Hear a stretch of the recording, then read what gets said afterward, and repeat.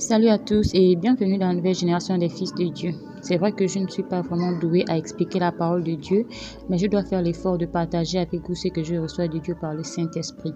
Car si Dieu me parle, ce n'est pas pour que je garde ses messages ou ses révélations, c'est pour le partager aux autres. Si vous aussi vous recevez une révélation ou un message de la part de Dieu, n'hésitez pas de le faire savoir. Moi personnellement, je veux être informé à tout concernant Dieu, car lui-même, il aimerait qu'on apprenne à lui connaître. Il a dit, je préfère la connaissance de Dieu qu'aux holocaustes. Donc je dois vous partager ce que je reçois. Nous connaissons tous l'histoire de Jonas, qui a ignoré le service que Dieu lui avait demandé. Ce service qui était de parler au peuple incrédule de Ninive. Et il avait été châtié à mort par Dieu. C'est en étant au séjour de mort qu'il accepta le service de Dieu. Il pria Dieu et Dieu lui ramena à la vie. C'était un grand châtiment et personne ne désire être châtié de la sorte.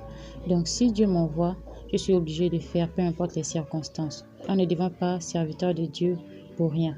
Il faut le servir. Servir Dieu, c'est partager aux autres les révélations, des messages venant de Dieu. C'est avertir, consoler, réveiller ceux qui dorment encore spirituellement afin qu'ils soient sauvés.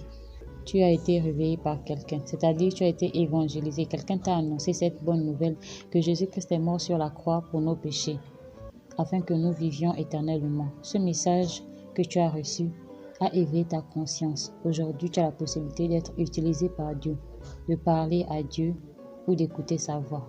Alors, partage aux autres ce que Dieu te dit. Parle seulement et Dieu fera le reste. Ce que tu diras pourra t'édifier toi-même. Car ce n'est plus toi qui parles, mais c'est Dieu qui parle par toi aux autres et à toi-même aussi. Donc, si nous recevons quelque chose de la part de Dieu, partageons-nous les uns les autres, exhortons-nous.